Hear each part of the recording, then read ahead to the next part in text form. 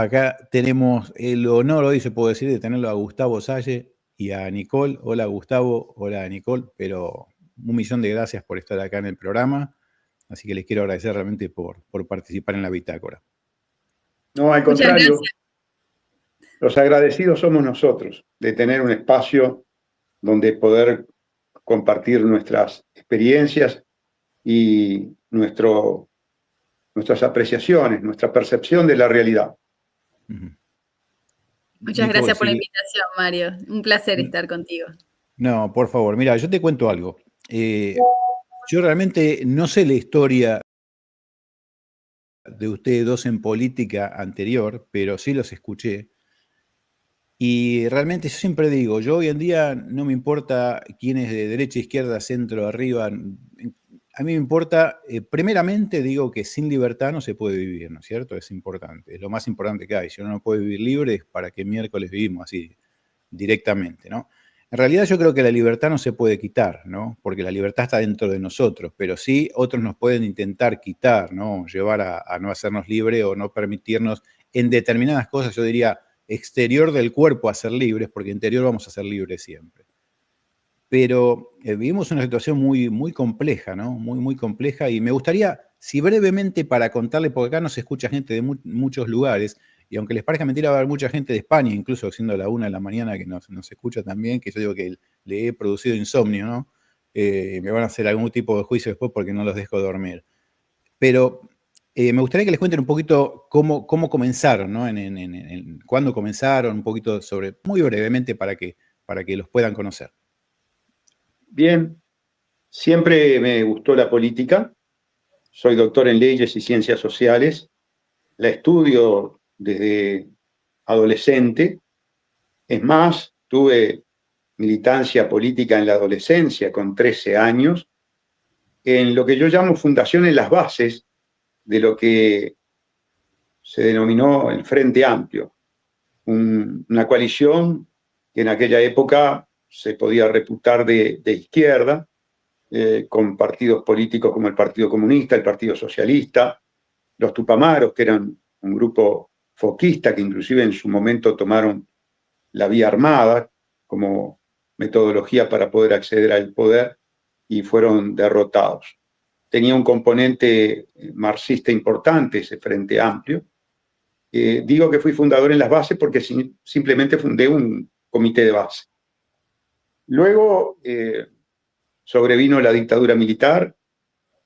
Allí la militancia era penalizada, por lo tanto yo adopté una posición de no militancia, de cuidarme, de lo cual estoy muy, muy agradecido por lo que fue el desarrollo posterior del Frente Amplio. Una vez sobrevenido el proceso, yo diría pseudo-democrático, esta democracia tutelada que se dio después de la dictadura militar, tuve una participación simplemente como votante en 2 oportunidades. Y luego pasé a no votar más a ningún partido político por considerar que todos respondían a los mismos amos, a las mismas fuerzas fácticas a nivel internacional.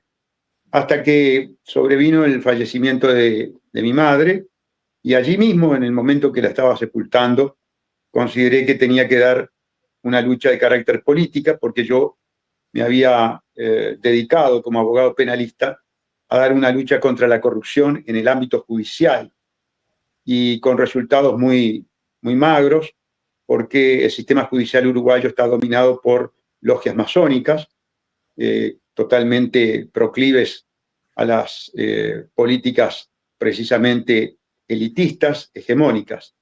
Y así decidí participar en política.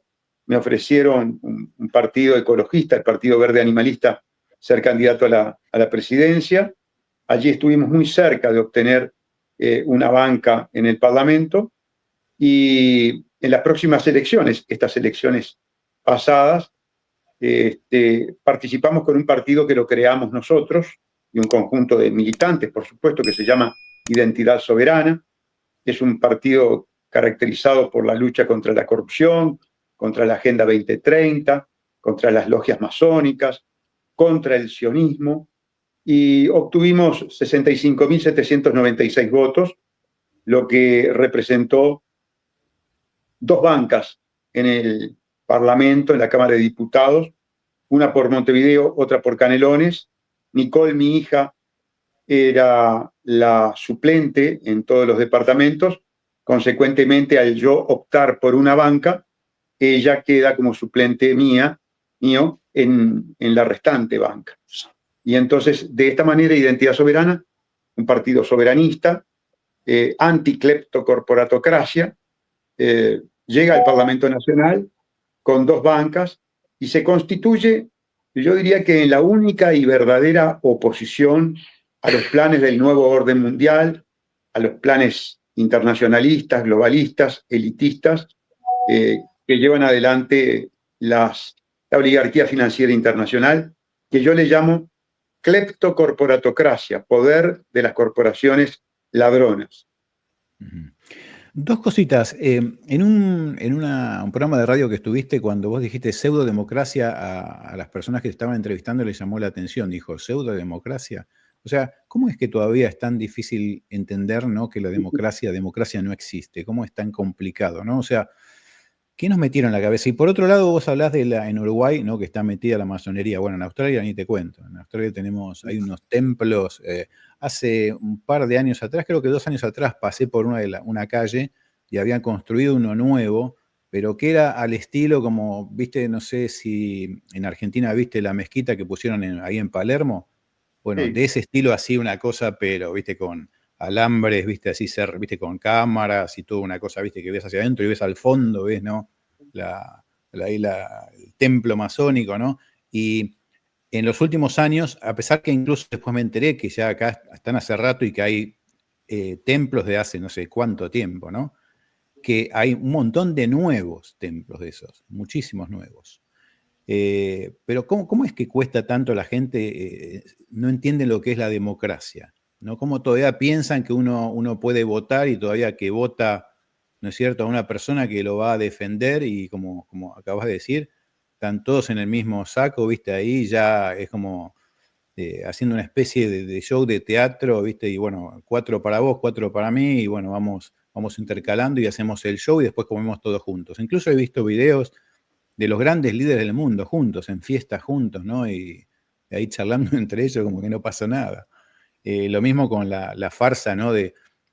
Cuesta mucho entender que nos quisieron vender una pandemia y veías que los mismos tipo Johnson, ¿no?, en Inglaterra o cualquiera, incluso acá también, se terminaba, viste, la televisión y sacaban la máscara y se iban abrazados. Vos decís, pero la gente no se da cuenta que fue un circo tan grande. Después le voy a mostrar un videito que lo pongo. Yo en mis programas a veces pongo una parte, incluso estoy en otro programa los días sábados, que paso una cosa que se llama el noticómico, ¿no?, que en realidad no sé si es noticómico o notitrágico a veces, pero no sé si recuerdan o si lo vieron en Uruguay, cuando pasaban los videitos que esta gente de salud, viste, los médicos, enfermeros, hacían bailes. Bailaban todo, pero con una escenografía que se ve que la prepararon en Hollywood, porque no es un baile que yo me reúno con 4 y decimos, che, muchachos, hagamos un paso a ver qué sale. No, vos veías que eran realmente... Estaban aburridos porque no tenían mucho trabajo. Las personas que tenían ya no se atendían por enfermedades que no fueran infectocontagiosas y no había nadie, esa era la realidad, no tenían nada para hacer. Nicole, contanos un poco vos, a ver cómo es que te iniciaste, si fue algo reciente o no fue reciente. Bueno, sí, para mí es reciente. En realidad, yo con la política tengo una relación un poco distante. Es decir, nunca me inspiró confianza y era un mundo que me era hostil. Pero bueno, me decidí a acompañar a mi padre porque me pareció que tenía la obligación de dar esta pelea junto a él, de dejar todo en la cancha como lo había dejado él todos estos años. También por mi familia, ¿verdad? Se veía venir que esto era parte de un proceso que se iba a ir agravando y de hecho está fluyendo muy rápido en esa dirección totalitaria. Y bueno, lo vi como una oportunidad importante y un momento importante también, bisagra de alguna forma. Entonces, bueno, él me lo planteó, me dijo que para él era importante que una persona de suma confianza lo acompañase. Y bueno, tomé la decisión de acompañarlo por eso. Pero no vengo del ambiente político, yo soy odontóloga de profesión. Bueno, sí, estudio mucho de forma autodidáctica lo que tiene que ver con la ciencia, la medicina, las vacunas. Y bueno, por ese lado es que me decidí a complementar a mi padre de alguna forma en esa área también. Te escuché no sé si llamarlo el discurso de lo que hablaste en el Parlamento, fue excelente. Ahora, yo no sé cómo, o sea, yo sé que son 2 contra 97, creo que algo así, ¿no es cierto? No hay nadie, o sea, tiene todavía, no sé cómo llamarlo, la cara de poder mirar a los ojos al otro o sea, o mirar para el otro lado, porque lo que ustedes están presentando, lo que yo estoy presentando, incluso acá en Australia, hay unos cuantos senadores que han logrado, ¿no? Ver cosas adentro, ¿no? Lo que fue Pfizer, Moderna y todos estos lugares, y desengranar un montón de cosas de este sistema. Ya hay pruebas más que suficientes. O sea, las pruebas ya no. Es como, yo digo que seguir presentando pruebas es como, no sé, perdón, ¿no? Al pedo, ¿no? Porque es como que ya si no entendieron con eso, va a haber que ver cómo se puede entender esto, ¿no? De qué otra manera se puede entender. No hay nadie que esté a favor de, o sea, que se dé cuenta de lo que está pasando, o que lo dude, o que, no sé, que haga algo ahí de los 97 que quedan, absolutamente ninguno. Mirá, es que pasó algo muy curioso, y es que de hecho, digamos, la preinvestigadora, es decir, la comisión que debía de decidirse si efectivamente se iba a formar una comisión investigadora sobre la temática, estaba conformada por mi padre, que fue el voto positivo, también un neurólogo del Frente Amplio y un abogado del Partido Blanco. Ellos presentaron un informe en discordia porque la discordia era que uno pensaba que las medidas tenían que haber sido más restrictivas y más severas y el otro, bueno, defendía la postura del gobierno. Y en el informe que presentó el neurólogo, de hecho, tiene adjuntado un drive con muchos estudios científicos que, bueno, puso a disposición como argumentos para decir que no había suficiente evidencia científica o, bueno, que la evidencia que presentaban ellos era, digamos, la válida. Y claro, uno se pone a mirar los estudios que presentó y dentro de esos estudios había muchos que nosotros habíamos presentado y lo presentó. No se entiende muy bien que si fue por un descuido, que directamente ni siquiera miró lo que estaba presentando, o si, no sé, si nos está tomando el pelo. Pero lo que sí me doy cuenta es que ellos están perfectamente al tanto de lo que les estamos diciendo. Están teatralizando la situación y actuando para mantener a la gente en la oscuridad. Acá hay una institución, ¿no? Son un par de mujeres que abrieron hace un tiempo largo o sea, que van todos los fines de semana, se toman el trabajo de todos los fines de semana a un parque, a una playa donde hay un evento y ponen cartelitos con fotos, nombre y apellido de las personas que tuvieron problemas. Y es escalofriante, ¿no? Empezaron en Victoria y ahora ya están en Queensland, en todos los estados. Es escalofriante ver eso porque parece realmente como que hubiera habido una guerra. Y ves todos los postecitos con chicos, personas, viste, de todas las edades, de todas las profesiones que te puedas imaginar. Incluso en algunos lugares tratan de no dejarla, incluso que pongan todo esto, ¿no es cierto? Porque obviamente es una mala información para el gobierno, ¿no? Porque te llama la atención cuando pasás por ahí. Yo recuerdo fui a cubrir algunas notas ahí y cuando vas a ese lugar se te pone la piel de gallina, ¿viste? Porque parece que hubiera, no sé, estarían velando a los muertos de la Segunda Guerra, qué sé yo, no sé, de alguna guerra, algo, no sé, tiraron una bomba y explotó algo y están ahí y cuando vas pasando y ves las edades y esa gente, ¿no? Que no tendría que estar en esos palitos. No solamente todos son muertos, pero sí hay enfermedades muy graves, ¿no? Gente que quedó limitada. Así hay muchos grupos acá en Australia que se armaron de médicos. Realmente yo creo que Australia en ese aspecto está bastante más organizada ahora que otros lugares. Si bien se obedeció al principio en cierta forma, ¿no? Porque yo creo que muchos me preguntaban por qué. Porque el australiano confiaba en el gobierno, ¿no? Hasta el 2020, más o menos, digamos que uno se sentía protegido por el gobierno. Ibas a un hospital y tenías, viste, las cosas que hacen falta y todo ese tipo de cosas. Entonces la gente creyó, hasta que obviamente empezó a ver lo que estaba pasando alrededor y esto, bueno, fue muy interesante. Y hoy en día incluso lo que uno ve, que a mí me llama mucho la atención, cuando hay publicaciones, no solamente acá, yo sigo mucho de todos lados del mundo, y hay publicaciones y ponen, por ejemplo, sí, un brote de esto, y los comentarios de la gente, ¿no es cierto?, son impresionantes. El 90% te dice, son las vax, ¿viste? Dejen de dar miedo. O sea, eso es positivo. Si bien hay obviamente, muchísima gente que que no está en eso. También escuché que hablabas de los derechos humanos. ¿Qué pasa con, o sea, los derechos humanos? Obviamente, ¿a quién obedecen, por así llamarlo, los derechos humanos? Porque obviamente uno ve que los derechos humanos parece que se tomaron vacaciones del 2020, supongo que de antes, ¿no? Pero el 2020 como más marcadas. Y quedaron dos en, como decir, de guardia en ese momento. Bueno, en 2020 dijimos, bueno, vamos todos, cerramos y volvemos, no sé, después del 2030 a ver qué pasa. ¿Qué pasa en Uruguay con el hecho de los derechos humanos? ¿Hay alguna entidad, alguna asociación que hace algo o son también ciegos? Bueno, mira, el tema de los derechos humanos es un tema que la izquierda sorista, la izquierda kissingeriana, y voy a explicar qué es la izquierda kissingeriana. Es el Frente Amplio, que en su momento fue objeto de persecución y muerte, ideada por Henry Kissinger a través del Plan Cóndor. Con el pasaje del tiempo y dada la influencia de Kissinger en la Agenda 2030, en tanto y en cuanto el Frente Amplio adhiere a la Agenda 2030, defiende la Agenda 2030, cambia su posición y comienza a defender los postulados de Henry Kissinger. Entonces, por un lado tenemos al Frente Amplio que saca partido y manipula con la violación de los derechos humanos de la década del 70 y 80, y ese mismo Frente Amplio, en lo que tiene que ver con la violación de los derechos humanos por esta estrategia de dominación con señuelo sanitario, colabora con la misma, colabora con el discurso que emerge de la Organización Mundial de la Salud, del Gavi Alliance, de las grandes corporaciones farmacéuticas. Entonces, ¿qué queda de manifiesto? Que simplemente el tema de derechos humanos es un tema que le ha servido a la izquierda para manipulación de masas. Es decir, que hay una conducta inmoral de doble discurso por parte de la izquierda.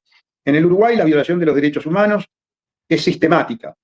En todos los lugares donde hay segregación de alguna manera estatal, ya sea segregación carcelaria, segregación hospitalaria, segregación de los orfanatos, hay terrible violación de los derechos humanos. Y pese a que tenemos una institución altamente burocrática como es la Institución Nacional de Derechos Humanos, se siguen violando los mismos. Además, en el Uruguay se ha alterado el sistema republicano y el sistema judicial, el sistema represivo penal, la investigación está en manos del Poder Ejecutivo. Se le confiscó al Poder Judicial. Entonces, es un país donde hay una alta violación de los derechos humanos, tanto por los gobiernos multicolor, que podría asignarse como de derecha, como por parte del propio Frente Amplio actualmente en el gobierno, que se le puede asignar de izquierda. En esa calificación totalmente vacía, obsoleta, que debe ser sustituida rápidamente por los de arriba y los de abajo, y en todo caso por la élite y la humanidad, por los globalistas y los soberanistas. Esa sería la nueva estructuración ideológica que amerita la transformación que sufrimos a partir del COVID. Vos sabés que, Gustavo, cuando todo el mundo, viste, cuando yo digo estoy en Australia, siempre lo primero que me dicen, ustedes la pasaron jodido, ¿no? Evidentemente fue muy jodido. Y recuerdo que en una de las marchas, ¿no? Bueno, tuve grabaciones de lo que pasó ahí, de la violencia policial, que se dio creo que por muchos lados del mundo, ¿no? Obviamente por la televisión masiva, pero sí los medios independientes. Llamé primero a una organización de derechos humanos del gobierno, ¿okay? Y la respuesta que me dieron es que estaban haciendo algo, o sea, me dijeron que la gente estaba haciendo algo que no estaba permitido, como que si eso daría permiso a usar la violencia sin que la gente use violencia, ¿no? Número uno. Entonces, cuando me dijeron eso, dije, bueno, ya sé a quién le estoy hablando, les contesté. Entonces, hasta luego, chao. Llamé a otra entidad de derechos humanos internacional, de las cuales me dijeron si tenía pruebas. Y le dije, por supuesto, tengo grabaciones. Le mandé las grabaciones y me dijeron en 24 o 48 horas te vamos a contestar. Creo que pasaron ya 4 años y pico, casi, bueno, 5 años. Estoy esperando que contesten todavía. O sea que también uno empieza a ver también dónde está parado, ¿no? Dónde se encuentra, en qué etapa de humanidad estamos viviendo, ¿no? Y cómo todo después, yo digo, llena ese rompecabezas que llevan todos al mismo lugar, ¿no? Ese grupito que está ahí arriba y que uno piensa, casualmente ahora hay elecciones el 3 de mayo, hay elecciones acá en Australia, no de primer ministro, pero elecciones de cada 2 años. Y realmente uno se pregunta, ¿no? ¿Qué va a hacer? Porque aparte yo no sé cómo es en Uruguay. En Australia me he enterado, por ejemplo, que vos acá te piden que votes del 1 al 10. Suponen que hay 10 candidatos que tenés que votar del 1 al 10. Y es obligatorio, o sea, llenar la lista. No puedes decir, bueno, yo me gusta el 1 y después los otros 9 no me gustan. pero vos le estás dando por cada numerito que pones, le estás dando $3.50 a cada partido político. ¿Okay? Entonces vos decís, ¿por qué le voy a pagar a todos los partidos políticos? Si yo no me interesa pagarle a los otros partidos políticos. O sea que uno se pregunta qué tiene que hacer, ¿no? Qué es lo adecuado. ¿Cómo es en Uruguay el tema de las elecciones? ¿Cómo es que se vota? El voto es obligatorio. Sí, acá también. El voto se remunera al partido político en una cifra que está en el orden de los $13 por voto, una cifra muy alta. Hay dos tipos de elección: la elección nacional, en la que se elige presidente de la República, senador y diputado. Y luego tenés las elecciones municipales, en las que se eligen a los intendentes de cada departamento. Tenemos 19 departamentos, las elecciones serán ahora en mayo para elegir intendentes. También es voto obligatorio y también es voto remunerado. O sea que tenés, el sistema también es un sistema de balotaje. Si en la primera vuelta no se obtiene el 50+1 de los votos por alguno de los candidatos, se va a una segunda vuelta, que se realiza en una fecha muy cercana a la primera vuelta. Y también hay elecciones internas para dirimir el tema de la candidatura a la presidencia de la República. Vale decir que en el decurso de 5 años estás prácticamente en la mitad de ese tiempo en campaña electoral. El sistema, además, genera toda una perversión de carácter económica, porque también las elecciones internas generan el pago del voto, y entonces permanentemente la clase política está interesada y preocupada por el aspecto electoral. En lo que respecta a la política trascendente, a la política con mayúscula, esa viene digitada de afuera. Esa está condicionada por el sistema financiero internacional, por las agencias calificadoras de riesgo, por los organismos multilaterales de crédito. Entonces, a vos te imponen un modelo. A Uruguay se le impuso un modelo colonialista, reprimarizador, dedicado a los commodities, a las materias primas, fundamentalmente ahora la exportación de troncos para las fábricas de celulosa. Entonces, salir de ese modelo, que genera toda una serie de consecuencias de empobrecimiento y endeudamiento del país, es muy difícil por la extorsión que realiza toda esa parafernalia oligárquica internacional. Entonces, la elección es una elección más aparente que real en lo que tiene que ver con las decisiones soberanas que toma el país. No tiene prácticamente decisiones soberanas. El Parlamento es un gran teatro donde la escena es precisamente la pelea entre la falsa izquierda y la falsa derecha, en un tiroteo con balas de salva, como decimos nosotros, porque son sobre aspectos secundarios, aspectos menores. Los grandes temas nacionales ya vienen resueltos de afuera. Esa es la triste realidad, no solamente del Uruguay. Esto prácticamente está generalizado. Eso es lo que te iba a decir, que esto es algo a nivel mundial. O sea, por eso todos los que creemos que estamos votando a uno o al otro, realmente esos dos partidos, sobre todo los partidos, no me refiero a los partidos muy grandes, no mayoristas, ya están, digamos, es como que comprados. Como los medios de comunicación, no van a ir a comprar un medio de comunicación, no van a venir a comprar la bitácora. Van a ir a poner a los medios masivos de comunicación donde pueden lograr, además que no pasa nada, que sigan haciendo sigan diciendo su verdad, ¿no es cierto? Que nosotros no dejamos que la escuchen. Nicole, ¿cómo ves el pueblo uruguayo? O sea, vamos a tratar de dividirlo en el comienzo de la pandemia y ahora, ¿no? En el 2025. ¿Hay algún despertar que podés verlo? ¿Hay algo que fue creciendo que la gente realmente logra ver otras cosas o siguen todavía durmiendo en general? ¿Cómo es el panorama? Sí, yo creo que para mucha gente marcó un antes y un después todo este episodio, ¿no? No es un porcentaje grande de la población. Acá en Uruguay hay un 97% de personas inoculadas. Creo que igual muchas personas se inocularon y luego se dieron cuenta del error que cometieron, entonces quizás no es una referencia. No se ve una militancia masiva al respecto, pero si uno habla con la gente, mucha gente se dio cuenta de la realidad de cómo funciona el mundo y los intereses que lo controlan, o empezó a dudar por lo menos al respecto después de toda esta operación psicológica, ¿no? Para mucha gente fue un punto de inflexión y fue muy evidente. Y bueno, y también generó muchas preguntas en otros ámbitos, ¿no? En otros ámbitos sociales. Ahora me venía leyendo, por ejemplo, quería confirmar a ver si eso era cierto, que estaban diciendo que en Australia están empezando a implementar medidas para la identificación relacionadas al uso de las redes sociales. No sé si eso es verdad, si tú tenés que, hoy por hoy, o quizás en un futuro cercano, presentar una identidad, digamos, lo que acá sería la cédula o un documento que avale quién sos y que eso va después a estar sujeto a posibles... Lo que tengo entendido eso, Nicole, eso es para los menores de 16, ya está implementado, pero la idea es que es una especie de doble mensaje. A ver, yo quiero abrir una red social y tengo que mostrar que no tengo menos de 16. Entonces te estoy dando mis datos, ¿me explico?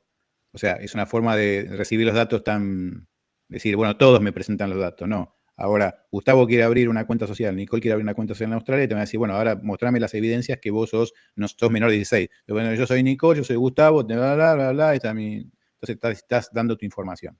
O sea, que tiene su doble sentido. Cualquier cosa siempre que hay, uno lo que tiene que empezar a aprender un poquito es a dudar y a ver cuáles pueden ser viste, es como que yo te diga, la bitácora va a regalar un viaje a Australia, viste, en el próximo programa si lo miran.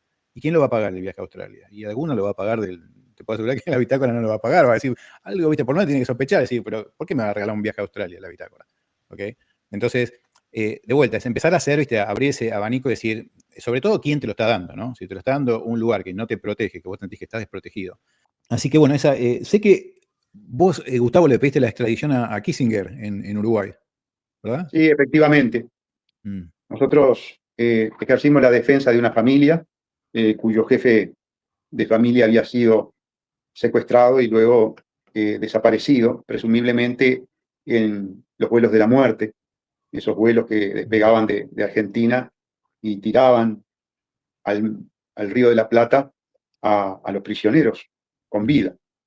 En el marco de esa denuncia de violación de derechos humanos, de terrorismo de Estado, habiendo investigado y conseguido pruebas de la ideación intelectual del Plan Cóndor por parte del Comité 40 de la Central de Inteligencia Americana, cuya presidencia de ese Comité 40 la tenía Henry Kissinger, pedimos la extradición, sabiendo, por supuesto, que era imposible que un individuo con el poder que detentó Henry Kissinger en el siglo XX y siglo XXI, hasta su fallecimiento, hace pocos meses, iba a ser imposible, pero ¿qué pasaba? Que había ganado el Frente Amplio y comenzaba un proceso de metamorfosis perverso, punto de vista político, ideológico, filosófico, moral y ético del Frente Amplio.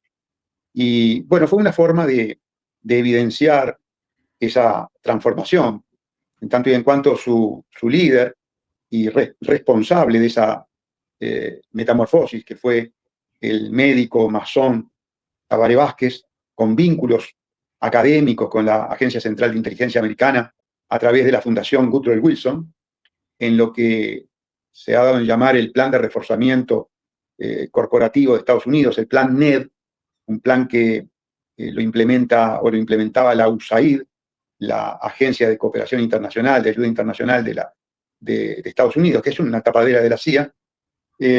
Bueno, en ese marco nosotros pedimos la extradición y, por supuesto, ni la fiscal ni el juez se atrevieron tan siquiera a investigar lo que nosotros denunciábamos y el motivo por el cual pedíamos la extradición. Pero sí, así fue.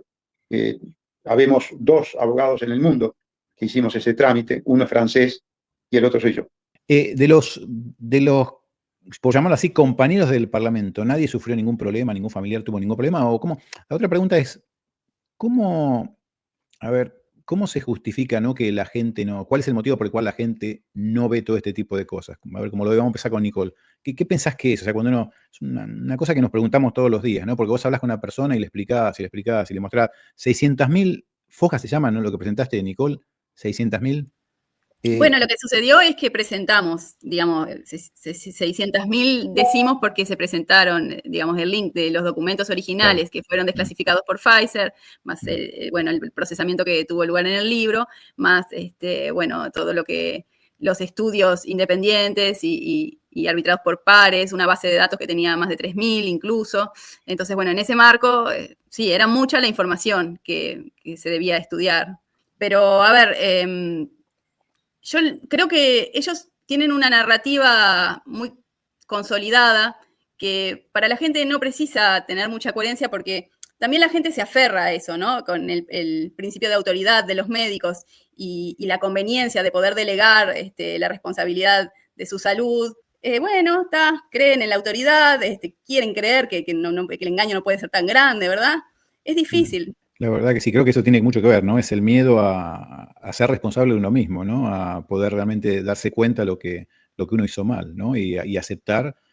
Lo extraño es que, bueno, que sería bueno que se pueda llegar a aceptar como para tratar de hacer algo, para tratar de prevenir lo que pueda venir, ¿no? Sí, hay algún medio de comunicación en Uruguay en el cual pueden hablar, porque ¿pueden hablar en medios masivos de comunicación ahí para explicar todo esto o no? También está totalmente bloqueada la cosa. No, somos objeto de censura, los grandes medios de comunicación, sobre todo los televisivos.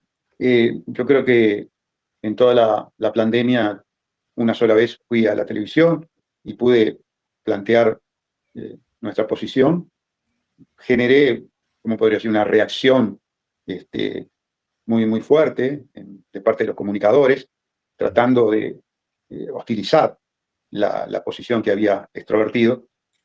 Yo a eso estoy acostumbrado y por lo tanto lo pude llevar adelante sin problema ninguno el episodio. Pero hubo periodistas que pidieron la cámara de gas. Concretamente, en un programa del Canal 10, la periodista Patricia Madrid dijo que a los antivacunas habría que encerrarlos en una camarita. Y fue apoyada su moción, digamos así, por otro periodista, que en realidad es un cocinero transformado en periodista, que es Puglia, que estuvo de acuerdo. Hubo una persecución a aquellos que estábamos tratando de demostrar la verdad. Hubo parlamentarios del periodo anterior que querían la penalización para aquellos que no se vacunaban.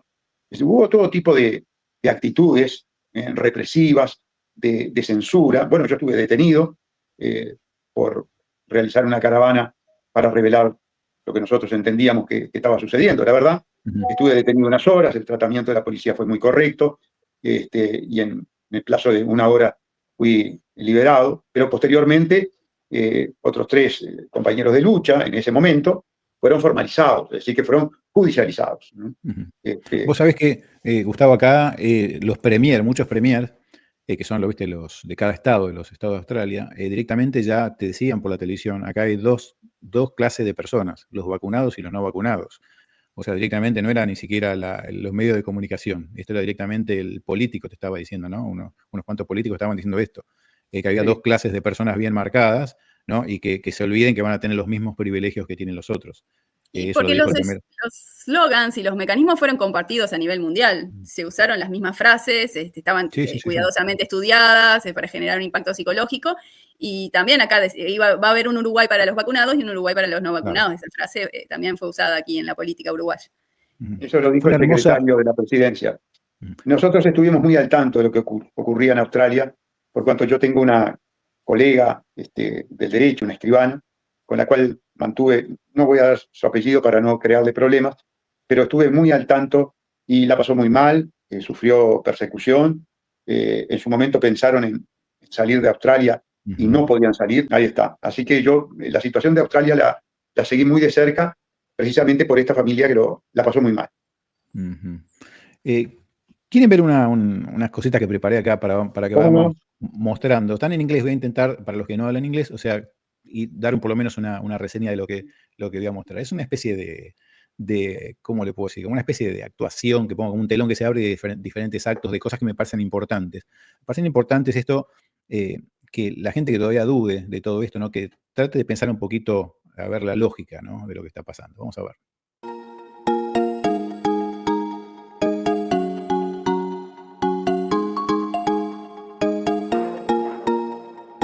It's not an overstatement to say that I learned virtually nothing. Bueno, vamos a parar un poquitito, ¿no? Lo que está diciendo es que, esto lo adelanté en vez de frenarlo.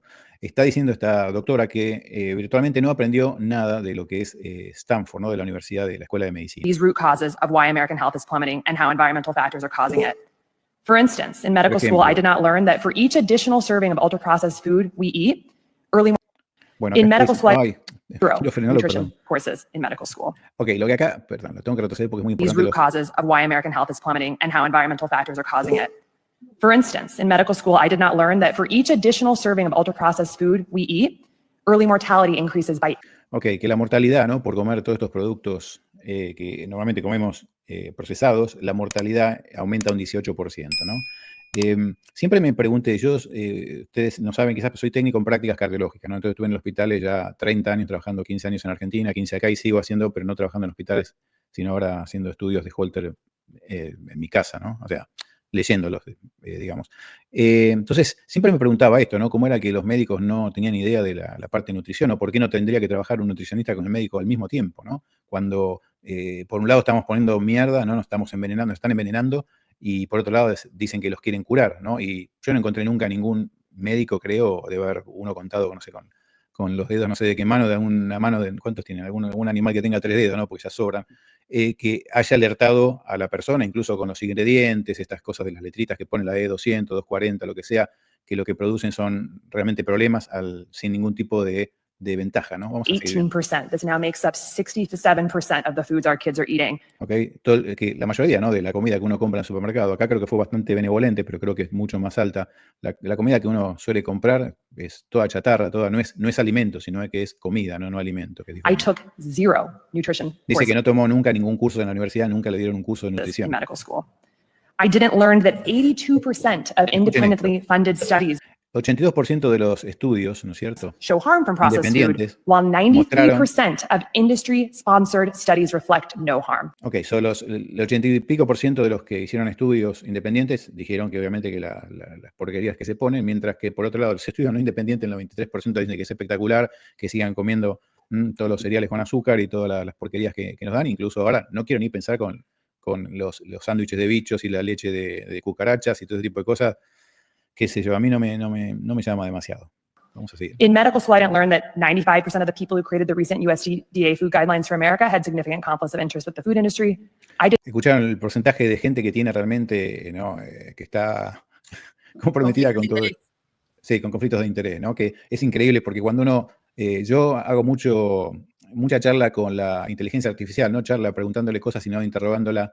Y terminamos siempre con lo mismo, que hay conflictos de interés, y me termina diciendo que si hay conflicto de interés, obviamente no se puede confiar, y siempre aparecen las mismas personas, ¿no? A Bill, que le mando un saludo, y a Melinda, que, bueno, por otro lado le mando un saludo separado, que lo mismo, llegamos siempre al mismo lugar, y a veces te dicen, no, Bill y Melinda no están involucrados, por decir, pero indirectamente sí, porque tienen una compañía o porque el CEO de allá, trabaja por acá, y todos los caminos nos llevan al mismo lugar, ¿no? Y tendríamos que empezar a preguntarnos un poquito, a ver si se puede confiar en un estudio que tiene conflictos de interés. O sea, si vamos a cualquier negocio y le preguntamos si su pizza es la mejor, yo no creo que ningún pizzero nos va a decir, no, andate esta pizza, andate de acá, no la compras acá, anda a comprarla enfrente porque enfrente es mucho mejor que la de acá. O sea, piensen un poquito en ese aspecto, ¿no? Sería interesante. I did not learn that 1 billion pounds of synthetic pesticides are being sprayed on our food. Están hablando de billones de pesticidas. Creo que el 99% va a decir ahora en Estados Unidos está todo rociado por estos pesticidas muy lindos. Del gran Monsanto. Every single year, 99% of the farmland in the United States is sprayed with synthetic pesticides, many from China and Germany. Hechos en China and these y en invisible. Alemania. Claro, en Alemania ahora está también el querido Bayer, le mandamos saludos a los directivos de Bayer también, que también agarró el Roundup, ¿no? Que lo sacó Monsanto, se lo sacó encima y se lo pasó a Bayer para que lo distribuya porque así tiene más nombre. Tasteless chemicals are strongly linked to autism, ADHD, sex hormone disruption, thyroid disease, sperm dysfunction. Ok, están viendo todas las enfermedades que puede producir, ¿no es cierto? Todos estos Alzheimer's, elementos. dementia, birth defects, cancer, obesity, liver dysfunction, female infertility, and more. Todo va. Porque todavía los medios de comunicación masiva todavía siguen diciendo que las VACs no pueden, por ejemplo, producir autismo, ¿no? Y vamos a ver qué opina gente que con sus hijos. Vamos a ver. People don't hear this well.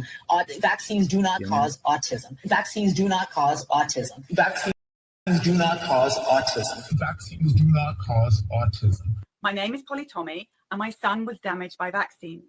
Some people don't hear this well. My son has autism from vaccines. Van a ver a un grupo de personas. Hear this well.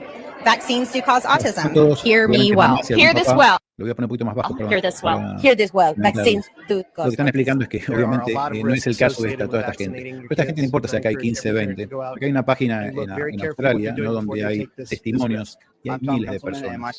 Personas que al momento de darle las inoculaciones, automáticamente cambió la vida de esos chicos. En el 2016, que fue cuando nació mi hijo, llegué a recopilar más de 300 estudios que relacionaban el autismo con las vacunas. Y los tengo todavía en la computadora. Totalmente. Lo peor de todo, ahora, ¿no? 10 años. Pero aparte lo peor de esto es, por ejemplo, hace poquito en un programa en Argentina de Mirta Legrand apareció una doctora, no me acuerdo el nombre, creo que Daniela y algo, no sé si alguno que está escuchando lo vio, donde hablaba, ¿no?, a favor, obviamente, de la vacuna y ese tipo de cosas. Personalmente, yo sé lo que hago, a esta gente le invito a hablar bien, cordialmente, y si acepta venir, pero prometo que voy a hablar muy perfectamente, voy a hablar con evidencia, ¿no?, para que me muestren la evidencia, porque quiero que me convenzan, ¿no? ¿Qué más nos quieren decir? Aprovechen para decir todo lo que quieran decir, todo lo que no se dijo, todo lo que no se deja decir, sobre todo, ¿no?, que es interesante, todo lo que nos tapan la boca. Bueno, hay muchísimo para decir, no solamente en lo que tiene que ver con este señuelo sanitario. Hay todo un plan que está funcionando a nivel mundial para lograr un control total sobre el ser humano. Tenemos, por ejemplo, el tema de las monedas digitales de Banco Central, tenemos el proyecto ID 2020, de la identificación digital total de la población. Cuando se venga eso sonamos, ¿no? Yo digo que es el NARMA, después es el control total, porque cuando te sacan el dinero, cuando te digo, ¿qué dijiste? Mira este muchacho de la bitácora lo que está diciendo, le cerramos la cuenta. Correcto, es así. Tenemos el tema de la neuromodulación. Tú hoy decías, bueno, no, pero no nos pueden quitar la libertad de pensamiento. No, te la pueden quitar, sí. Te la pueden quitar. Están ya con la tecnología, la neurociencia, la nanotecnología, los elementos autoensamblables, la sinapsis entre la computadora y el cerebro humano. Ya son todos planes que están en plena ejecución. No se esconde. Podés poner allí un video de Rafael Yuste, de la DARPA, del plan Brain. Podés poner al expresidente chileno fallecido, Piñeras, diciendo en la inauguración de la licitación del 5G la posibilidad de poner hackear el cerebro y implantarte un archivo de memoria totalmente nuevo y ajeno a lo que fue tu verdadera experiencia. Cosa rara, ¿no?, que haya dicho eso en ese discurso, ¿no? Y qué raro el accidente también, ¿no? Sí, efectivamente. Tenés al publicista del Foro de Davos, Yuval Harari, con toda su percepción deshumanizante. Ahora esta gente, viste que ellos, no sé si no son humanos o se creen superiores, digamos, a todos los humanos, ¿no? Como que parece que hay una diferencia, porque no creo que ellos estén pensando en ellos mismos cuando hablan. Me parece como que hablan para afuera, ¿no? Como que son ellos. La élite se maneja con ese criterio. Es fundamentalmente discriminadora, ¿verdad? Y supremacista. Era el término que estaba buscando en el archivo. Supremacista. Ellos se consideran por encima de nosotros. No te olvides que, en el fondo, esta agenda es una agenda que responde, en última instancia, a los grandes capitales sionistas. Y el sionismo es terriblemente, el judeo-sionismo es terriblemente supremacista. Parte de la base de un pueblo elegido de Dios. Y si Dios eligió un pueblo, es porque no eligió a los restantes y discriminó.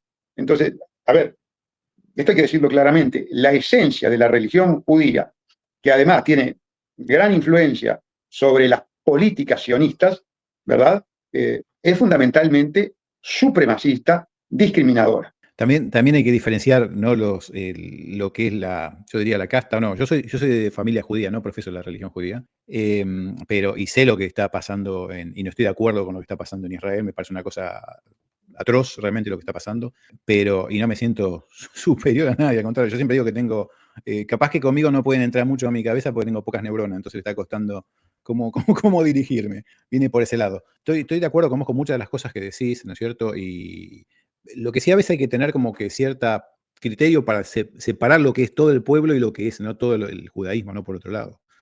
O sea, yo conozco gente viviendo en Israel que de repente no están pensando en la Patagonia por más de lo que está pasando en Patagonia, ¿no?, sino que eso viene obviamente de grupos, que no me cabe la menor duda, ¿no es cierto?, quiénes están atrás de esos grupos, ¿no? No me cabe la menor duda quién es Netanyahu, no me cabe la menor duda de todas esas cosas, pero a veces hay como que separar entre lo que es la gente. Es como que diga todos los argentinos son todos chorros porque roban por todos lados. Como dijo Jorge Valle. No sé si lo recordás. No. El expresidente uruguayo fallecido, Jorge Valle, de la familia Valle, una familia vinculada a la política ancestralmente, interrogado por el periodismo, y cuando cortaron la entrevista, un micrófono quedó transmitiendo. Y dijo, los argentinos son todos unos chorros del primero al último. Bueno, eso supuso un conflicto muy importante, tuvo que viajar a Argentina, pedir disculpas, y bueno, tuvo... recuerdo, sí. Ahí está, ¿te acordás? A ver, yo por eso hablé de religión y hablé de política.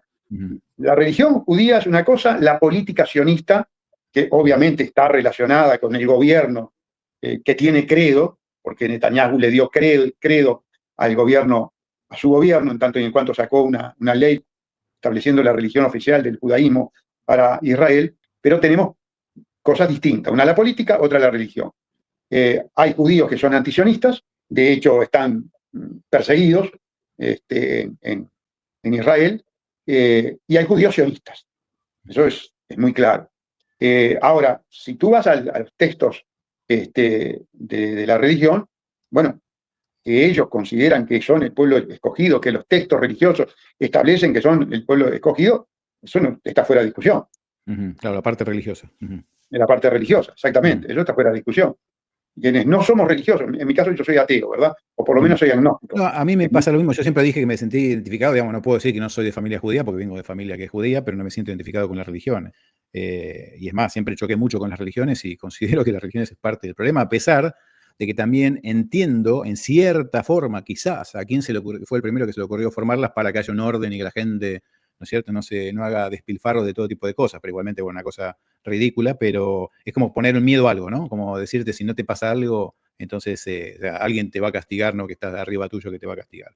Bueno, las religiones abrahámicas, en definitiva, utilizan, sin lugar a duda, la misma política que se está utilizando actualmente por el nuevo orden mundial, porque están precisamente vinculadas al nuevo orden mundial, que es el sistema de la implementación del miedo.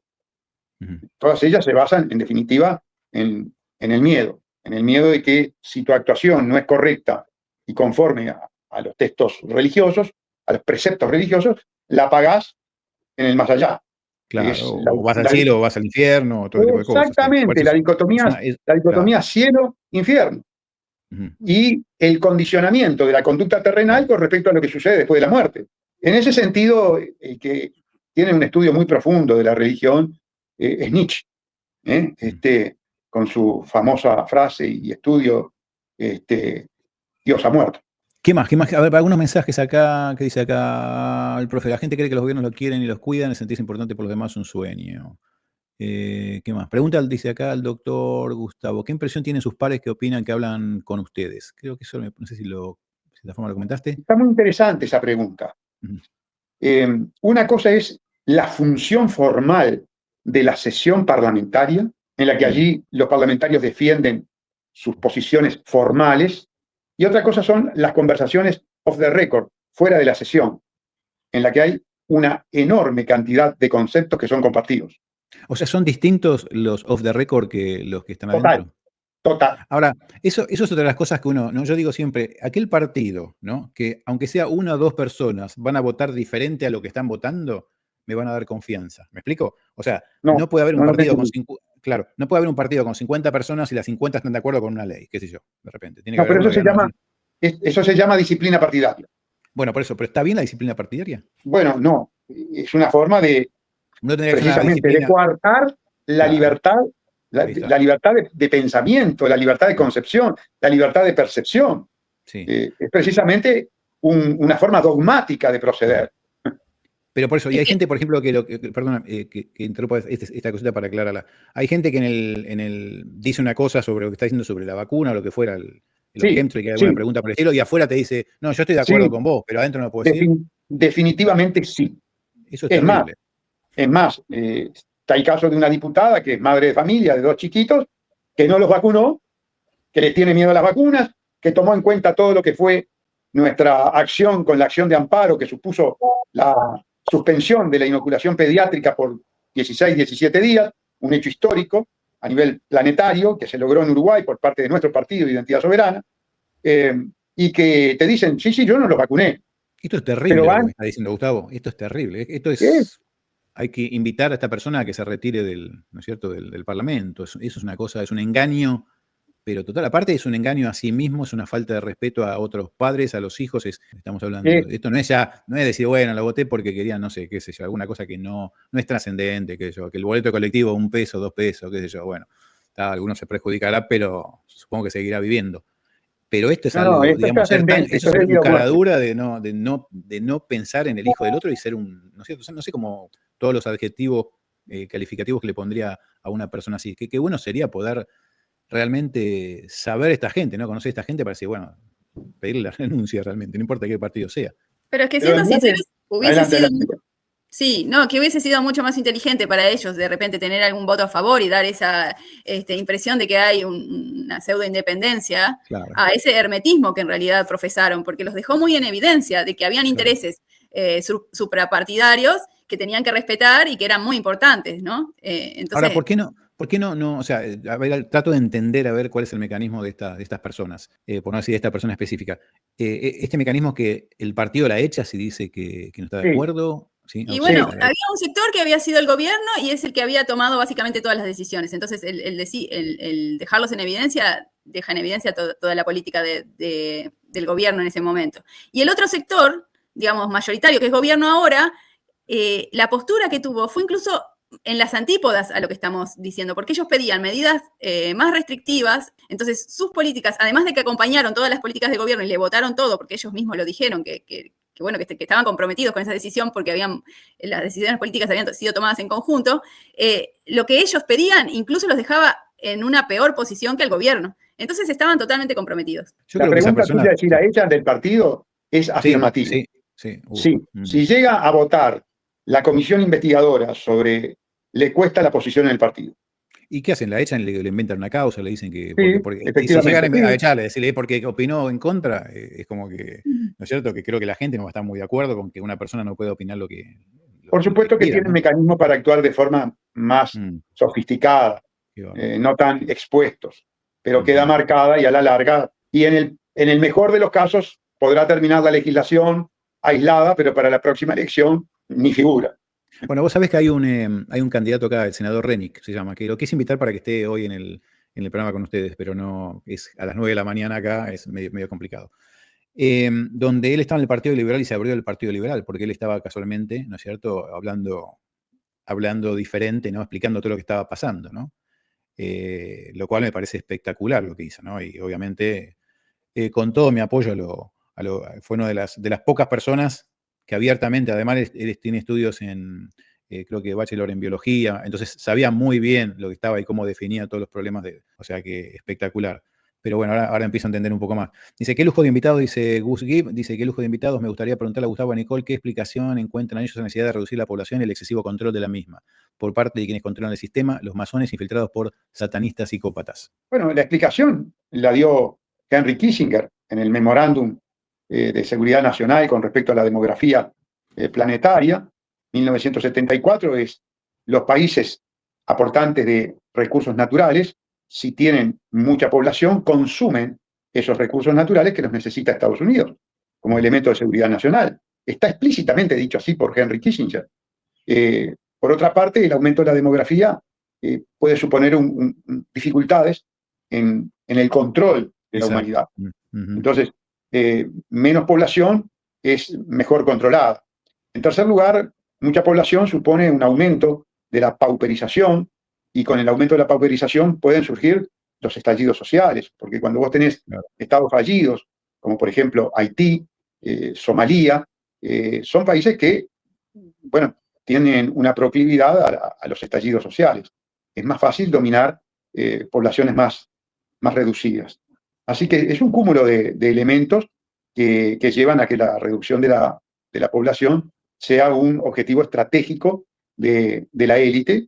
Además está dicho explícitamente y desde hace muchísimo tiempo, y a la prueba están las medidas que se toman, y conductas criminales ostensibles, inexplicables, se han justificado sobre la base del concepto del derecho. El aborto. El aborto es el infanticidio premeditado y alevoso.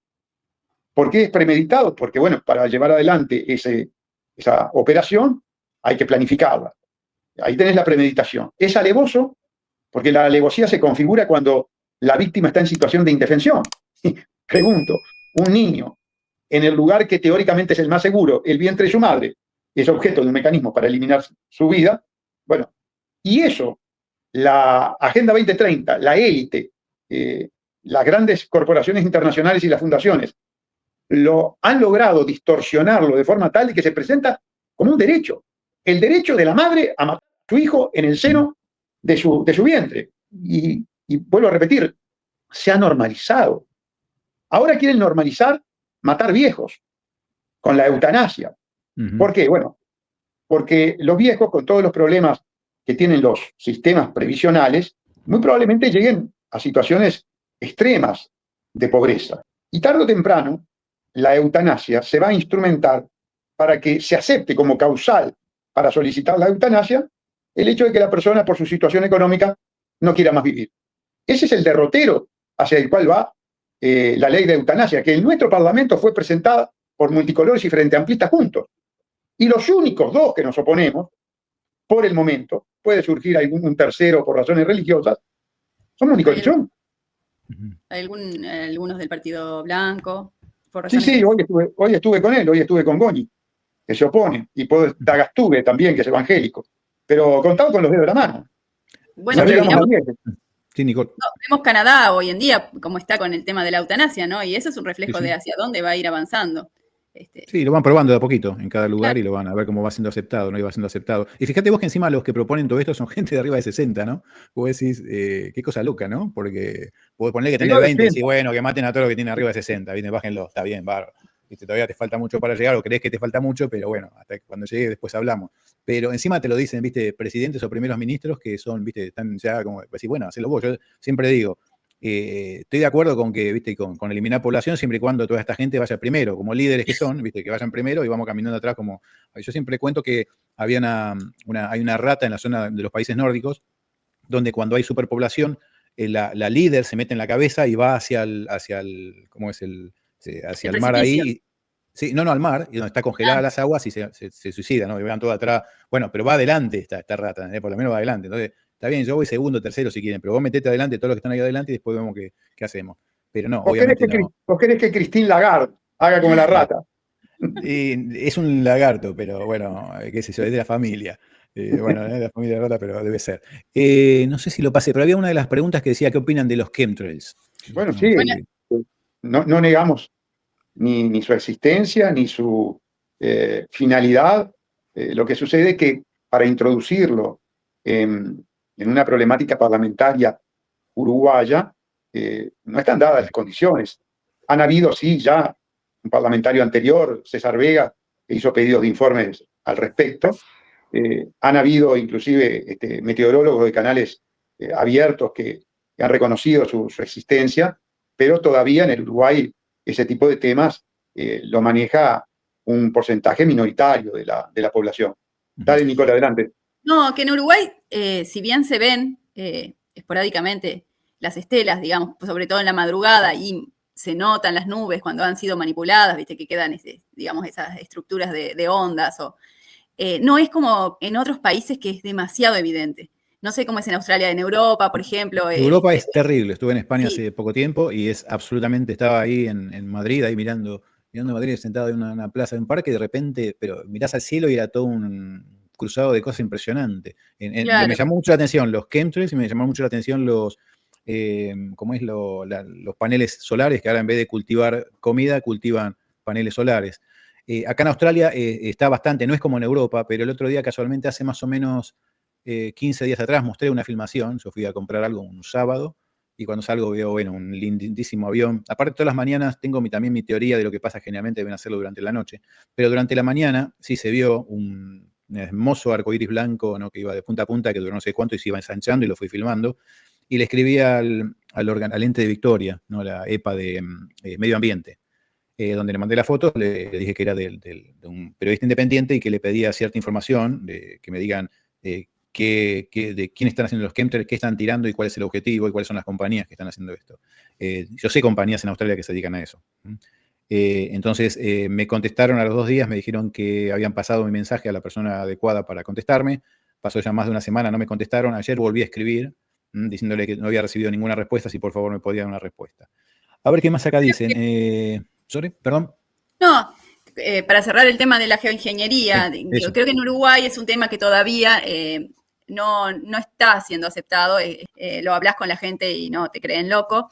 Entonces me parece que lo que nosotros podemos hacer desde nuestro lugar en este momento es hacer pedidos de informe y organizar la información para luego, prever una estrategia, ¿no? Pero primero tenemos que lograr que ellos confiesen, como se hizo durante la pandemia, que se hizo en varias partes del mundo y aquí en Uruguay no fue la excepción, muchos pedidos de informe, que hoy la verdad es que son un elemento importantísimo en la evidencia que nosotros manejamos, ¿verdad? Que cuando queremos refrescarles la memoria con algo, bueno, recurrimos a algún pedido de información que hizo algún ciudadano en el que tuvieron que admitir todo esto y es muy importante. Entonces creo que lo que nosotros tenemos que hacer para trabajar con una estrategia es recabar la mayor cantidad de información y confesiones posibles al respecto, como para después dar lugar a un debate. Ahora, ¿cómo se hace para tener jueces independientes, ¿no? Porque desde el punto de vista que, bueno, no por eso, y ¿cuál es la solución, el futuro y solución de todo esto? O sea, ¿cómo podemos intentar solucionar algo que es tan complicado y tan mafioso, grande y no sé,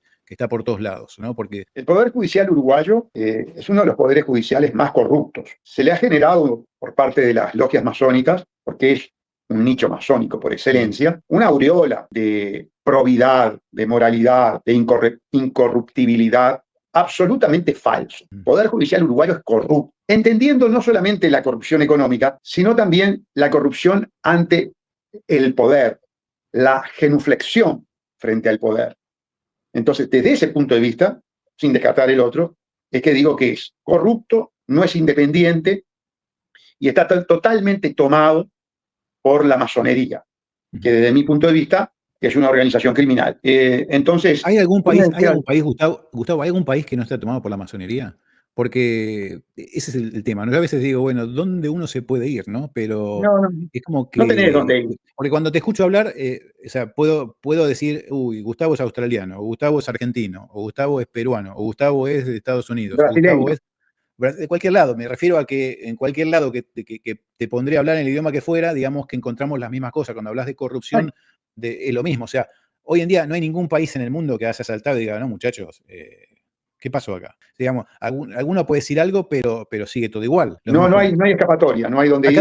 Acá hay una pregunta que dice Alfredo, una opinión. Dice, masonería también hay gente buena, y en la Iglesia Católica también, y pastores evangelistas que no roban también. ¿Qué opinas de esto? Sí, por supuesto. Como todo colectivo humano, hay gente bien intencionada que cree en el relato captatorio y estoy de acuerdo con lo que dice. Ahora, eso se da más bien a nivel de base, ¿no? Ya cuando empezás a trepar en la jerarquía de esa pirámide que son las organizaciones precisamente jerarquizadas, ya la cosa cambia. Claro, entonces, es como decir los bancos, ¿no? El empleado que está en la caja laburando en el banco es un pobre laburador que está, tratando de llevar el pan a su casa, ¿no? No está llevándose la guita que uno, que le sacan a uno, ¿no? El tipo está laburando porque no le queda otra. Pasa lo mismo. El tema es cuando uno sube arriba, o sea, en las escalas se encuentra que la pirámide, para llegar a ese nivel de pirámide, para llegar a ese nivel de poder, obviamente no se llega con una buena acción. ¿Qué más? Pregunta a los diputados. Acá hay otra pregunta. Dice, pregunta a los diputados, ¿creen que los uruguayos podrán ver algún día a Moratorio, a Pelufo y a otros tantos gach tras las rejas? Saludos. El GACH fue el grupo asesor científico honorario. Ok. El comité de expertos, digamos. Comité de expertos, entre comillas. Allí tuvo una participación muy importante la masonería, el sionismo, la DARPA, obviamente instituciones del globalismo. Precisamente nosotros en el Parlamento hoy nos reíamos con Nicole porque una diputada colorada propuso un homenaje al GACH y nosotros, tal como nos pregunta el amigo, lo que proponemos en todo caso es enjuiciar al GACH. Claro. Entonces va a haber una sesión nuevamente en el Parlamento donde vamos a poder exponer la complicidad de estos pseudocientíficos con procedimientos totalitarios de control social, porque eso fue el GACH, pseudocientíficos que actuaron para implantar el terror. Entonces yo tengo la esperanza algún día de poderlos someter a investigación con las garantías del debido proceso, con los mejores estudios jurídicos penalistas asesorándolos, porque los elementos probatorios, incriminatorios, que se van sumando con el tiempo, son contundentes. Pero claro, en el Uruguay todavía no están dadas las condiciones, porque esos grupos de poder fáctico son los que dominan ampliamente 97-2. Sí, hay que también rever los libros de medicina, ¿no? La medicina después del año 1920, creo que fue más o menos ahí cuando no Rockefeller El informe cambió. Flexner Exacto. de los exacto. Rockefeller. Acá hay una pregunta. ¿Qué opinión tiene del ex Papa Francisco? Dice Alfredo. ¿Se comunicó con usted en vida? ¿Y por qué se iba a comunicar Francisco conmigo? Para ofrecerte algún puesto en el Vaticano, en el Banco del Vaticano, qué sé yo, por ahí. Bueno, un personaje nefasto. Personaje nefasto, el autor intelectual de la base dogmática de la Agenda 2030. Un hombre que tuvo un doble discurso propio del progresismo, el relato pobrista y las acciones pro-oligárquicas. Por lo tanto, para mí, un individuo verdaderamente nefasto. Vinculado incluso a la dictadura de Videla, con delaciones a amigos de él, como lo pone de manifiesto el periodista Nicolás Moraz en su trabajo de investigación con respecto a Bergoglio, ¿no? que es recomendable. Así que toda esta aureola de bondad, que, bueno, son los centros de poder, es el oligopolio mediático que lo pone allá arriba. Vuelvo a repetir, yo soy agnóstico. Yo no puedo demostrar que Dios no existe, como el religioso no puede demostrar que Dios existe. Claro. Estamos ahí los dos. Pero el católico parte del dogma de que el ser humano es creación divina. Entonces, que la Iglesia Católica admita la modificación, la transformación de una creación divina por medio de la ingeniería genética es un contrasentido. Totalmente. Bueno, y también justificó el uso de células fetales, de fetos abortados en las vacunas, lo cual se contrapone totalmente a la filosofía religiosa. Totalmente de acuerdo. Acá había alguien que decía acá... Alguien preguntó, ¿qué opina de la ciudad de los 15 minutos? A ver, empezamos con Nicole. ¿Qué opinas de la ciudad de los 15 minutos? Me imagino que sé, pero...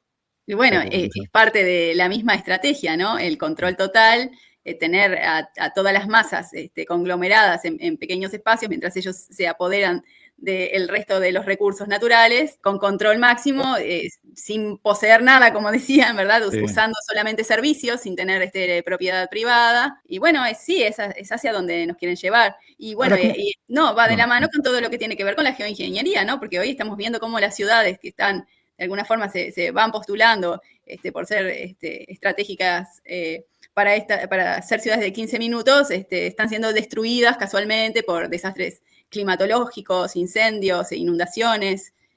Bueno, cuando ya están planificadas sus reconstrucciones, ¿no? En este marco de ciudades de 15 minutos.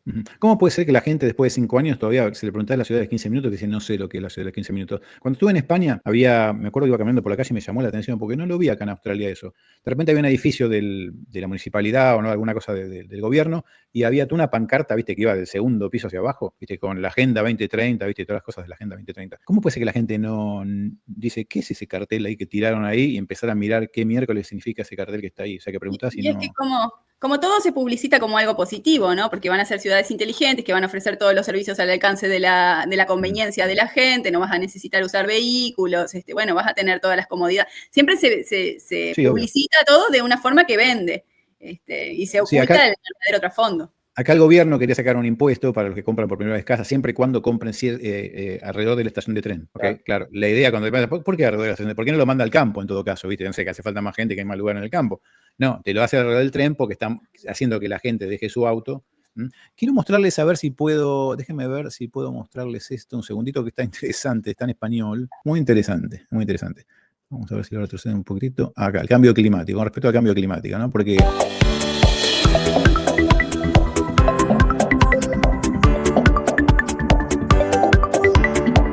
Oye, David, ¿te acuerdas cuando empezó el cambio climático en marzo, que ardía Asturias por los 4 costados? Sí. Urgente, aprobado 52 proyectos eólicos en Asturias, justo donde un incendio arrasó más de 32.000 hectáreas. Asturias tramita 52 proyectos eólicos, ninguno entrará en funcionamiento en 2023. Asturias comienza el año con 52 incendios forestales. ¿Cuántos? 52. ¿Y cuántos proyectos son? 52. ¿Y yo qué dije? 52 proyectos eólicos. ¿Y cómo es? 52 incendios forestales. ¿Y yo qué dije? 52 proyectos eólicos. ¿Y cómo es? 52 incendios forestales. son casualidades climáticas, ¿sabes? Casualidades climáticas, ¿no? Qué increíble, qué increíble. La verdad que todo este tipo de cosas, ¿no? Que uno dice, qué bárbaro. Todo encastra, ¿no? Todo encastra, exactamente. Todo encastra. Tragicómico. Y lo mismo con... Sí, trágicómico. Todas estas ciudades, ¿no? Que fueron siendo arrasadas, ¿no? De repente las ciudades que estaban programadas para los 15 minutos. Encaja todo perfecto. Bueno, con respecto a... Acá hay un videito más. ¿Tienen tiempo? Perdón que yo le estoy unos minutos más para ver un par de videitos. Sí, adelante. Estoy horrorizada. Esta salvajada que se ha cometido, que es la de lanzar a una generación entera a algo que, como era avanzado tecnológicamente, se presuponía que tenía que ser bueno, está teniendo un impacto a nivel neurológico, a nivel de capacidades cognitivas, de capacidades sociales, de capacidades emocionales. O sea, nos los hemos cargado. Les cuesta mucho tener relaciones interpersonales, recibir feedbacks negativos, empatizar con otras personas. O sea, es una cultura narcisista, que no estoy diciendo que todo el mundo sea narcisista, pero es una cultura que lo que hace es dormir la empatía y nos expone a tanta violencia, a tanto abuso, a tanta superficialidad emocional. Me decía una chica una vez en una conferencia que era una veinteañera, le digo, ¿pero tú hablas con tu amiga por teléfono? Y me dice, no, pero ella me manda audios y yo tengo una cosa en WhatsApp que me los transcribe, me los resume y me manda el resumen corto de lo que mi amiga me manda. Claro, pero se está perdiendo todos los detalles de la expresión emocional de su amiga, se está quedando con él. Me ha dejado el novio. Ah, tía, lo siento, ya. Entonces, sí, o lo ponía por dos el audio. O lo ponía por dos o lo que sea. Entonces nos estamos perdiendo una sensibilidad tan imprescindible. ¿Te acuerdas cuando decíamos al principio que esa inteligencia emocional es el factor más determinante de que nos vaya bien en la vida? El problema con la edad es que entre los 0 y los 21 lo que no se utiliza no se desarrolla. Qué terrible, ¿no? A dónde nos han llevado y qué bien que han hecho, ¿no? Que han ejecutado cada una de las cosas, ¿no? Ese aspecto realmente son inteligentes. ¿Cuál es como para ir finalizando, cuál es el porvenir que nos espera? ¿Cuál es no sé si llamarlo, el consejo que nos pueden dar? Bueno, a ver, el futuro yo lo veo muy complejo para la humanidad. Creo que los planes de la élite se están cumpliendo y ello implica entonces el triunfo del mal. Pienso que los adelantos neurocientíficos y tecnológicos nos llevan hacia la neuromodulación, no me cabe la menor duda. Creo que es inminente la implantación de la CBDC, moneda digital de Banco Central, el control total a través del sistema económico-financiero. La robotización va a introducir cambios y la inteligencia artificial, cambios muy importantes en las relaciones laborales. Creo que en ese sentido la renta básica universal, en tanto y en cuanto es el proyecto asistencialista y de control más importante que puede acompañar precisamente a la CBDC, son un hecho, y que todo este mundo orwelliano se está logrando en forma muy, pero muy acelerada. Ellos encontraron además un elemento, yo diría de carácter precisamente emocional, que es el tema de la comodidad. Entonces, la tecnología de la dominación encontró ese señuelo, el de la comodidad, para lograr entrar. Entonces, sobre todo las actuales generaciones, con tal de agilizar, con tal de llegar a una situación de comodidad, sacrifica seguridad, sacrifica privacidad y sacrifica libertad. Entonces, precisamente con el pasaje del tiempo, para las nuevas generaciones será mucho más importante la comodidad que la libertad. Están dispuestos a sacrificar libertad a cambio de comodidad. Eso es lo que yo veo.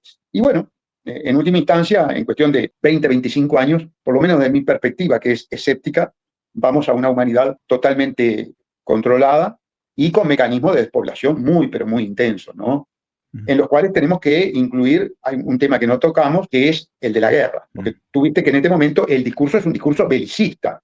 Tú viste que en Europa, en Asia, en América, el tema es armarse, el tema es prepararse, porque lo que se transmite por la casta política, por lo que se transmite por los medios de comunicación, por el periodismo comprado, es guerra, guerra y guerra. Y la guerra, está el informe de la montaña, que tiene una finalidad, ahí está, estructuralizante. Es un factor económico fundamental, porque además también es un factor de despoblación, pero es un factor también dinamizador de la economía, porque te mueve todo el complejo militar industrial y después te mueve todo el complejo de la reconstrucción, porque claro, si vos arrasás Ucrania, después la tenés que reconstruir. Y si vos, antes de arrasar Ucrania, como Putin ya sabía que la reconstrucción era de BlackRock, vos pensás que todo eso entonces está armado. Sabés perfectamente bien que la élite tiene la capacidad para armar a nivel planetario, urdir un plan de esta naturaleza. Entonces, sabés que estás en manos de una pequeña élite omnipresente, omnipotente, que te manipula,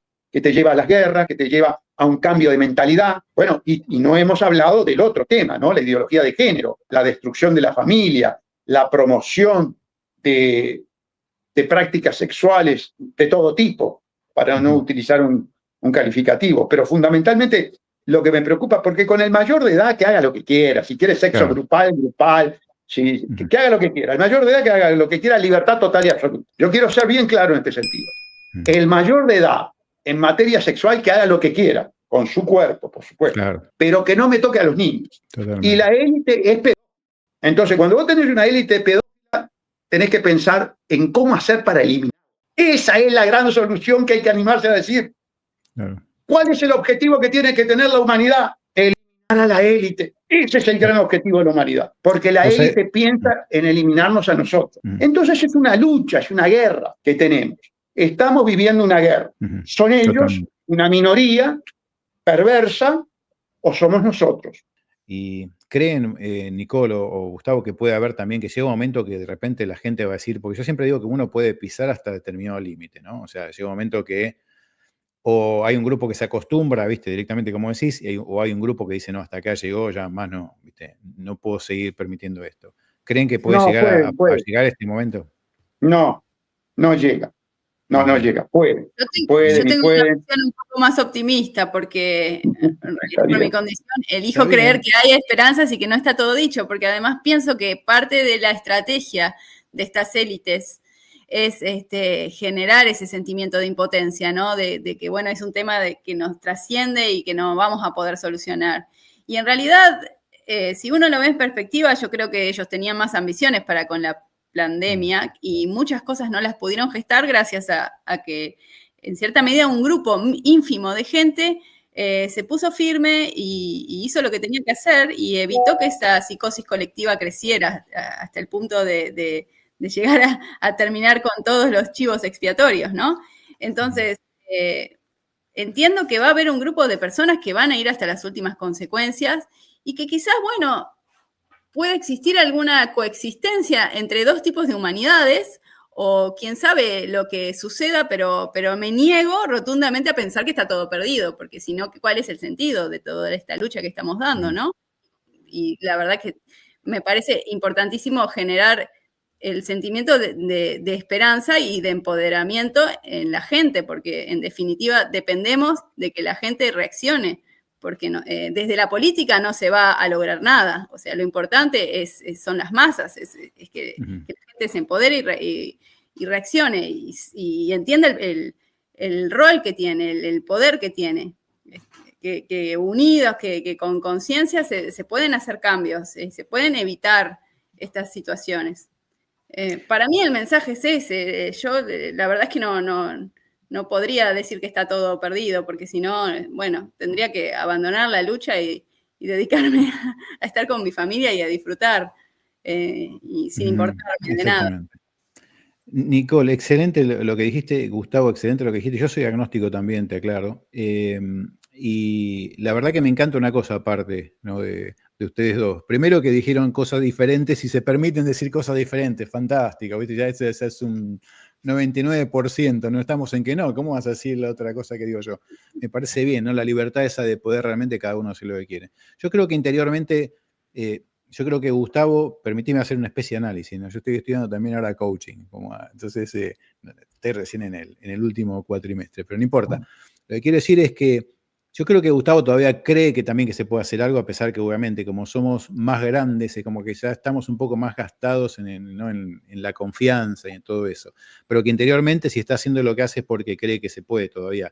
O porque también la otra es que uno no sabe si se puede, pero no puede quedarse con los brazos cruzados. ¿Okay? Es como que morir luchando, ¿no es cierto? Correcto. Y no esperar que te vengan a buscar, sino uno ir a buscarlos a ellos, que es diferente. Creo que de eso se trata. Pero bueno, me reencantó. De hecho, los quiero invitar para otro programa y otra cosa, ofrecerles el programa para cualquier cosa, cualquier informe que quieran dar, cualquier cosa que quieran que la gente se entere, este es su programa. Hay creo que una pregunta más y con eso ya cortamos. A ver qué acá había acá. Dice, pregunta a los doctores, ¿cómo se imagina la sociedad una vez que la agenda esté en pleno funcionamiento? ¿Qué van a ocurrir con quienes quieran estar fuera del sistema, por ejemplo, usar la moneda digital? Gracias. Yo tengo mi respuesta, pero obviamente le preguntaron a ustedes. No sé, empezá vos, Nicole, porque la mía es escéptica. La mía es, no estás fuera del sistema. No existe la posibilidad de estar fuera del sistema. No, me voy a una chacra comunitaria, me voy a una isla. No. La tecnología actual permite llegar a todos lados. Aquel se fue, bueno, vamos a buscarlo. Aquel no molesta, no incomoda, no nos significa un peligro, bueno, quedará allí archivado. Significa un peligro, es un mal ejemplo, lo liquidamos. Yo no sé si va a ser posible la coexistencia, porque es verdad también que ellos tienen los mecanismos como para controlar y eliminar todo aquel que moleste, pero bueno, yo apunto a eso, sí, a que cada vez más haya un sector de gente concientizada, dispuesta a vivir de una manera más en conexión con la naturaleza, más autosuficiente y más simple también,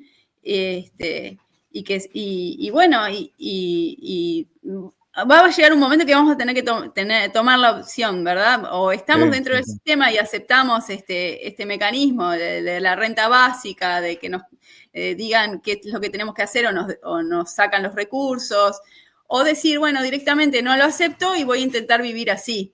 Si va a ser posible o no, no lo sé, pero ¿qué vamos a hacer? No sé, ahí cada uno sabrá en su interior qué prefiere, si sucumbir a los designios del sistema o elegir, intentar hacer una nueva sociedad, una nueva humanidad y bueno, quizás morir en el intento, eso está más quedado. ¿Sabés que en España están ahora, no sé si lo propusieron ahora o lo están por sacar o lo sacaron, el impuesto al perro? Ahora, si tenés un perro tenés que pagar también un impuesto por el perro. Y otra de las cosas también en España fue, hace poquito también que me llamó la atención, otra cosa más de esas, ahora se me fue. Y el autocultivo que lo prohíbe. Eso, las gallinas tenés que, claro, tenés que también...